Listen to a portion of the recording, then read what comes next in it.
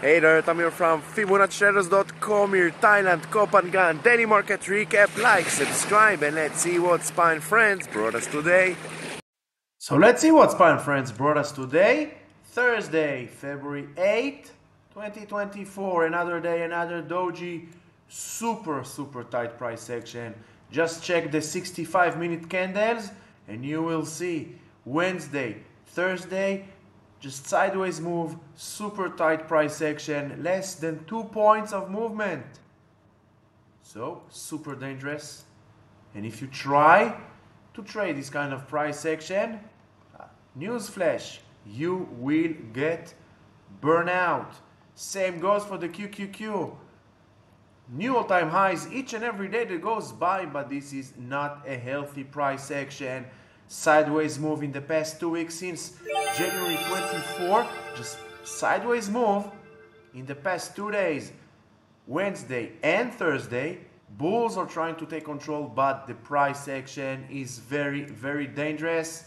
Sideways move, you don't see any significant movement to the upside or to the downside, and until we will see this significant move, whether it will be to the upside above the 433 towards the 444, or to the downside back retesting the 425 or retesting this yellow zone at the 420 area.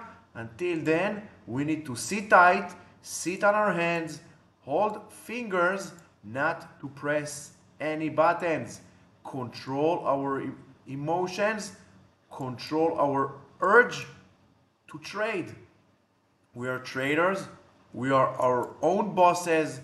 We can do whatever we want. And if we don't want to trade, and if we have no job to do, so we do nothing. Look at the Dow Jones.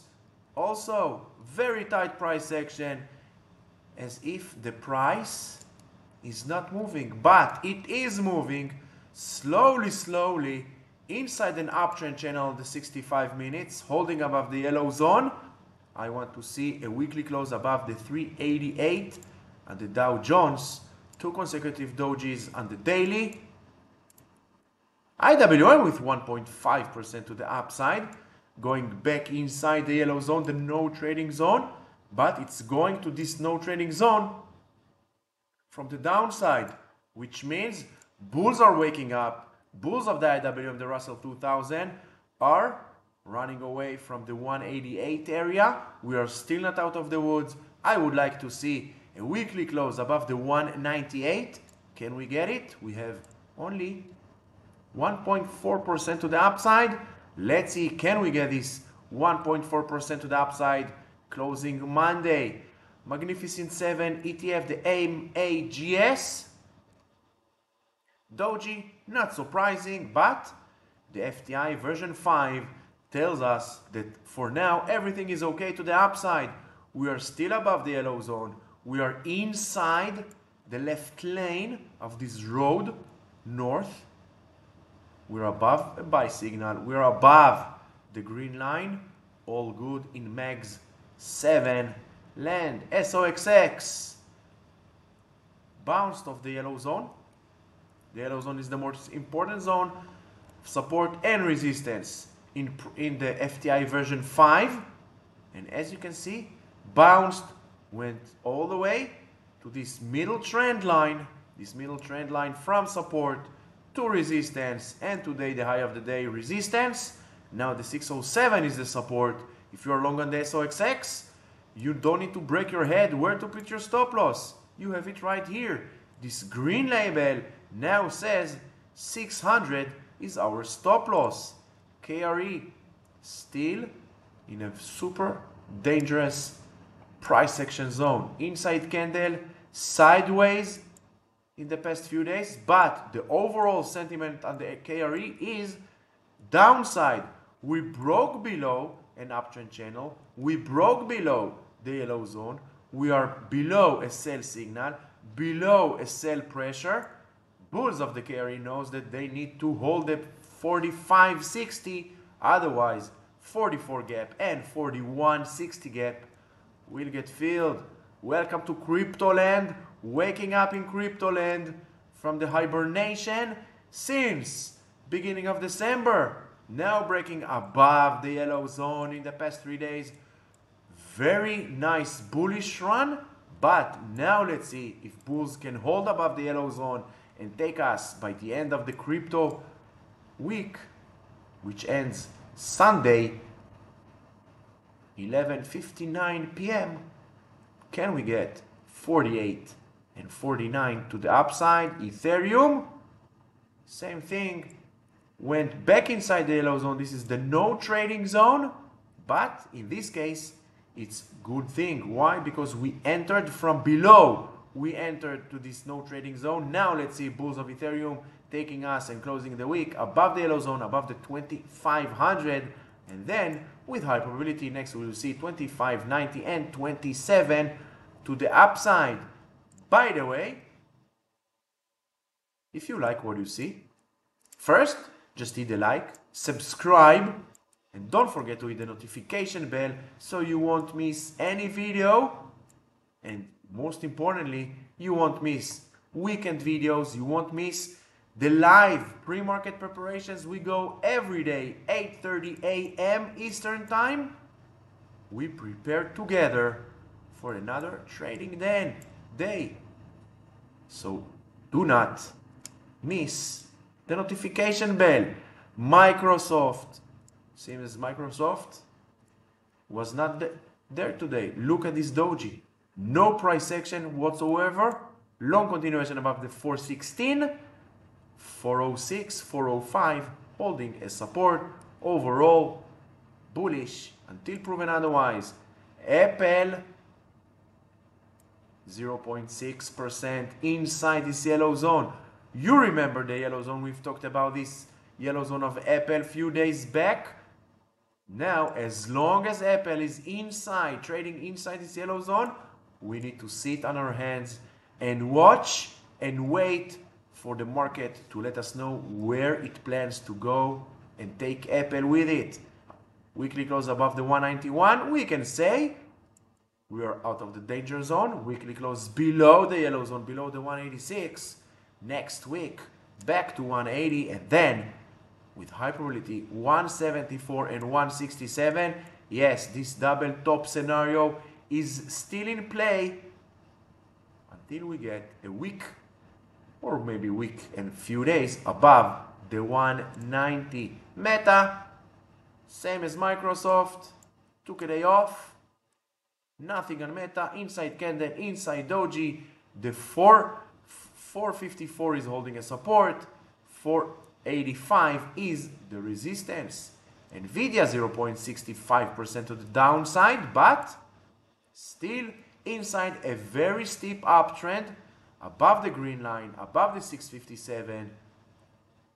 Can we get 850 before earnings? What do you say? Let me know in the comments below. Can we get Nvidia to 850 by Wednesday, February 21st before earnings? Netflix, still moving sideways, nothing much on Netflix. As we can see, the 555 is holding support.